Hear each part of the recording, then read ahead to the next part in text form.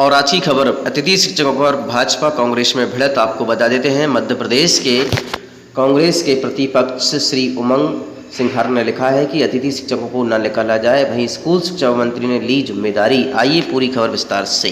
दोस्तों नमस्कार। मध्य प्रदेश में अतिथि शिक्षकों पर भाजपा कांग्रेस में भिड़ंत। नेता प्रतिपक्ष बोले 75,000 अतिथि शिक्षकों को निकाला जा रहा है। स्कूल शिक्षा विभाग मंत्री बोले हैं कि सभी अतिथि शिक्षक कार्यरत, किसी को भी बीच में नहीं निकाला जाएगा। अब आपको बता देते हैं कि इसके बीच को लेकर सबसे बड़ी खबर अतिथि शिक्षकों पर कांग्रेस और भाजपा में भिड़ंत। भोपाल अतिथि शिक्षकों का मुद्दा लोकसभा चुनाव में जोर पकड़ रहा है। एक्स ट्विटर पर अतिथि शिक्षकों के मुद्दे नजर रखते हुए नेता प्रतिपक्ष कांग्रेस उमंग सिंघार और स्कूल शिक्षा विभाग मंत्री ने नेता राघव उदय प्रताप सिंह के बीच सवाल खड़ा कर दिया है। आपको बता देते हैं, उमंग सिंघार ने 8 अप्रैल मुख्यमंत्री को मोहन यादव जी को एक्स पर सवाल किया है कि आपकी सरकार के द्वारा 30 अप्रैल 2024 को 75,000 अतिथि शिक्षकों को निकाला जा रहा है।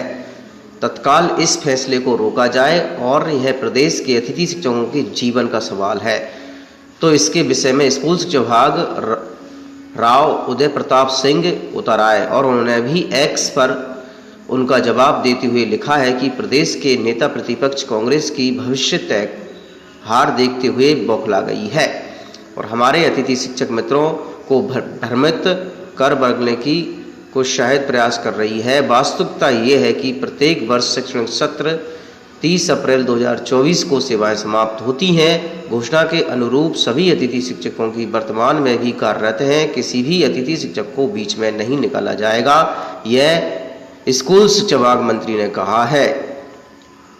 किंतु आपको बता देते हैं, किसी को भी बीच में नहीं निकाला जाएगा। स्कूल शिक्षा विभाग राव उदय प्रताप सिंह ने अपने एक्स ट्विटर पर लिखा है, तत्कालीन माननीय मुख्यमंत्री जी के द्वारा अतिथि शिक्षकों के साथ पूरे शैक्षणिक सत्र के लिए अनुबंध किए जाने की घोषणा की गई थी।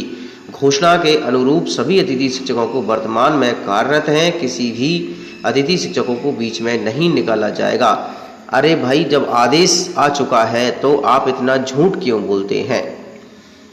नियमित किए जाने की कार्यवाही प्रचलित है। स्कूल शिक्षा विभाग मंत्री राव उदय प्रताप सिंह ने अपने एक्स ट्वीट पर लिखा है कि अतिथि शिक्षकों के संबंध में तत्कालीन सीएम के द्वारा अलग से पात्रता परीक्षा आयोजित कर नियमित किए जाने के कार्य की योजना बनाने की घोषणा की गई थी। इस पर भी कार्यवाही प्रचलित है। साथ ही अतिथि शिक्षकों के भविष्य सुरक्षित के विषय में चिंता हमको है।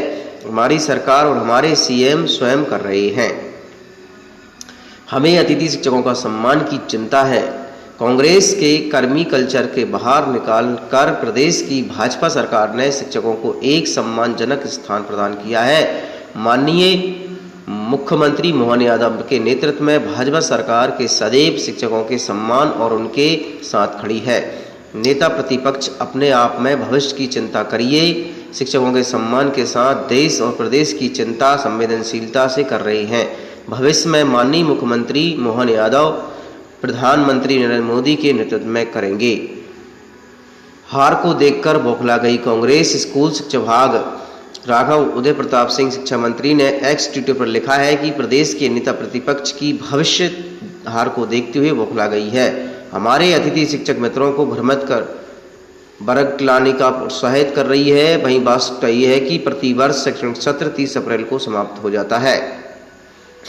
स्वतः समाप्त हो जाएंगी सेवाएं। स्कूल शिक्षा विभाग उदय मंत्री ने कहा है कि एक्स ट्वीट पर लिखा है कि शैक्षणिक सत्र की सेवाएं समाप्त होने पर प्रतिवर्ष अतिथि शिक्षकों की सेवाएं स्वतः प्राप्त हो जाती हैं। नियमित शिक्षकों को भी ग्रीष्मकालीन अवकाश प्रदान किया जाता है, क्योंकि इस दौरान स्कूल बंद रहते हैं और नवीन शैक्षणिक सत्र होने पर आवश्यकता अनुसार ही पुनः अतिथि शिक्षकों को रखा जाता है। तो यहाँ से बात स्पष्ट हो चुकी है कि मध्य प्रदेश की बीजेपी सरकार अतिथि शिक्षकों को निकालने में माहिर है। नेता प्रतिपक्ष उमंग सिंह सिंघार ने अपने एक्स ट्विटर पर लिखा है कि डॉक्टर मोहन यादव जी, आप सरकार के द्वारा 30 अप्रैल 2024 को 75,000 अतिथि शिक्षकों को निकाल रहे हैं। तत्कालीन इस फैसले को रोका जाए और अतिथि शिक्षकों का जीवन का विषय है। इसके निर्णय में चुनाव पहले ही अपनी भाजपा सरकार झूठे सामने घोषणा कर चुका है। शिवराज सिंह चौहान ने अतिथि शिक्षकों को साल भर स्थायी करने की घोषणा की थी। लेकिन डॉक्टर मोहन यादव ने उनकी सेवाएं 30 अप्रैल 2024 को समाप्त कर दी हैं। यहाँ तक कि चुनाव आयोग ने भी चुनाव में ड्यूटी लगाने से मना कर दिया है। वहीं आपको बता देते हैं, चुनाव आयोग अतिथि शिक्षकों से 30 अप्रैल 2024 तक की सेवाएं लेने के लिए तत्पर है। इसी के बीच आपको बता देते हैं, उनकी संख्या से जुड़ा हुआ कम से कम आपको बता देते हैं 3.5 लाख वोट बैंकों की संख्या है, क्योंकि अतिथि शिक्षकों के साथ उनका परिवार जुड़ा है, जो कि रोजी रोटी उनके अतिथि शिक्षक घर परिवार चलाते हैं। इस तरह से भाजपा सरकार छल कपट कर रही है। और वहीं आपको बता देते हैं, नरेंद्र मोदी जी ने कहा है कि आपकी गारंटी मोहन सरकार ने आपकी गारंटी के साथ निरस्त कर दी है। कांग्रेस के विरोधी इस फैसले को देखकर आपको बता देते हैं, अतिथि शिक्षकों के साथ जुड़ी हुई मोहन यादव जी संवेदनशीलता दिखाएं और तत्कालीन इस निर्णय को रोकें और मध्य प्रदेश के अतिथि शिक्षकों का रोजगार न छीने। दोस्तों, आपको वीडियो कैसा लगा है? योजना के तहत ही लाभ मिल पा रहा है आपको? हाँ, मिल रहा है मैम। मैम, आपको ये जानकर खुशी होगी कि 21 से 60 वर्ष की सभी बहनों को लाभ दिया जा रहा है। तो आने वाले लोकसभा चुनाव में भाजपा का समर्थन करेंगी आप?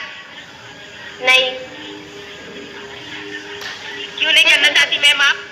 एक बात बताइए, 1250 से क्या पूरा हमारा महीना निकल जाएगा मैडम?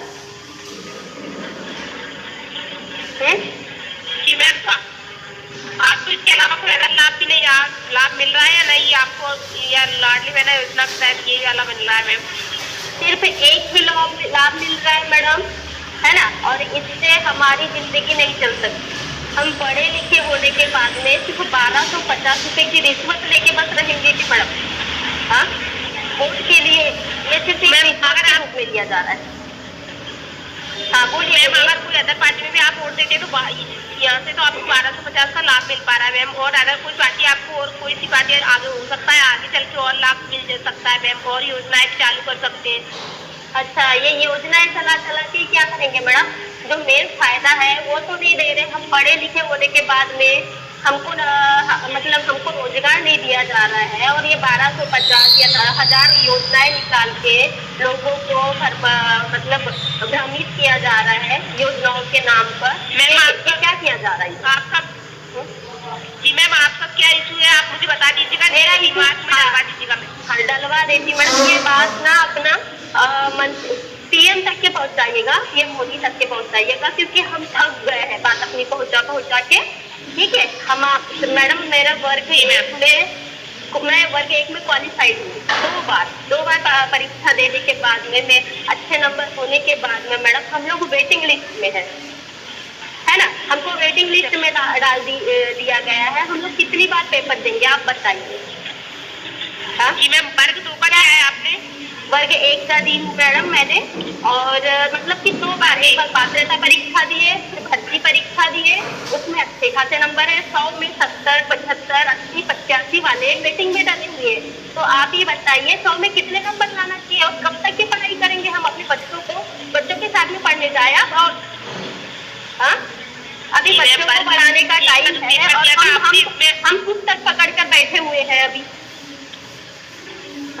कब तक के चलेगा मैडम? ये रिमार्क में डाल देती हूँ मैम, आपका जो भी इशू है रिमार्क में और डालिए। मेरी बात सुन लीजिए अभी पहले तो, है ना, उसके बाद में फिर ये करिएगा और सुनिए मेरी बात। क्योंकि देखो, हमको रोजगार की जरूरत है, तो रोजगार की जरूरत है, वो रोजगार नहीं दे रहे हैं, और ये योजनाएं खोलकर लोगों को भ्रमित किया जा रहा है ना, उनको वोटों के लिए खरीदा जा रहा है। सिर्फ वोट देने के लिए हम ये योजनाएं खरीद आपको दे रहे हैं, इसका लाभ दे रहे हैं, आप हमें वोट दो, है ना। जो मेन आपका मुद्दा है, जो मेन आपका पर्पस है, वो तो दे ही नहीं रहे ना वो तो। कितनी पुकार कर रहे हैं हम, कितने मंत्रियों के पास में गए, भोपाल गए, धरना प्रदर्शन किए, क्या हमारी आवाज नहीं जाती मंत्री तक के? हाँ, बोलिए आप, कितनी बार गए हैं हमारे इतने सारे मेरे जैसे और भी है मैडम, है ना, परेशान है इस चीज। क्या करें हम, कहाँ जाए?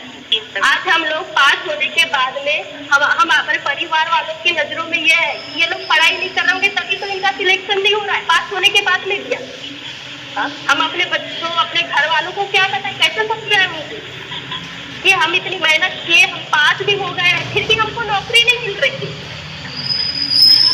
क्या है मैडम, ये कब तक पढ़ेंगे हम? ठीक है मैम, मैं आपका मैं आपका दिमाग में डाल देती हूँ। आप या फिर ये बोलते सरकार जब एग्जाम निकालती है ना तो पूरे 100 में 100 जो ला सकता है वही परीक्षा दे, नहीं तो फिर परीक्षा ही ना दे। जी मैम, मैं ना फॉर्म ही ना भरे। मैं समझ सकती हूँ आपकी प्रॉब्लम। मैम बचपन से मैं लड़की हूँ है ना, लड़कियों को ये कहा जाता था, हम नॉर्मल परिवार से मैडम, ठीक है, हम लोग अच्छे से पढ़ाई लिखाई, मतलब हमारी इतनी आर्थिक स्थिति ठीक नहीं थी, हम लोग पढ़ाई लिखाई बड़ी मुश्किल से किए, इस पर आए हैं अभी, है ना, कि लड़कियों की शिक्षा को आगे बढ़ाया जाए, ये किया जाए, वो किया जाए। आज अच्छे इस पर आकर हम खड़े हैं, उसके बाद में पढ़ाई लिखाई करने के बाद आज हमको क्या मिल रहा है? हाँ, सिर्फ निराशा ही मिलती है मैडम। जी मैम, मैं समझ सकती हूँ आपकी प्रॉब्लम, लेकिन मैंने रिमार्क में डाल दिया है मैडम जो भी आपका इशू है। रिमार्क में केवल रिमार्क में डालने से नहीं होगा मैडम, ये हमारी बात आप बिल्कुल पीएम तक के अगर हो सके तो मेरी आवाज पहुंचाइए, उनको सुनवाइए मेरी ये वॉइस कॉल, ठीक है ना। अगर वो जानना चाहते हैं ना कि उनके साथ हम हैं या नहीं है, अगर हाँ हमको हमारा अधिकार दे रहे हैं वो, तो हम उनके साथ में, और नहीं तो फिर नहीं। हमारा पूरा परिवार नहीं है, परिवार के साथ साथ पूरे रिश्तेदार भी नहीं है हमारे, ठीक है। मैम और कुछ पूछना हो तो पूछ सकते हैं मैडम आप, और कुछ पूछना है आपको? हेलो नहीं ना, तो मेरी बात पहुंच जाएगी ना, मेरी बात पहुंच जाएगी मैम, पहुंच जाएगी क्या मेरी बात? जी मैम, मेरी जो भी ये दिक्कतें, मेरी परेशानियां हैं, क्या पहुंच जाएगी? क्या हमें नौकरी मिल जाएगी? जी मैम, आप निश्चित रहिएगा मैम, आपकी पहुंच जाएगी बात। हाँ ठीक है, देखते हम कब कितना वेट करना पड़ता है, पता नहीं हमें।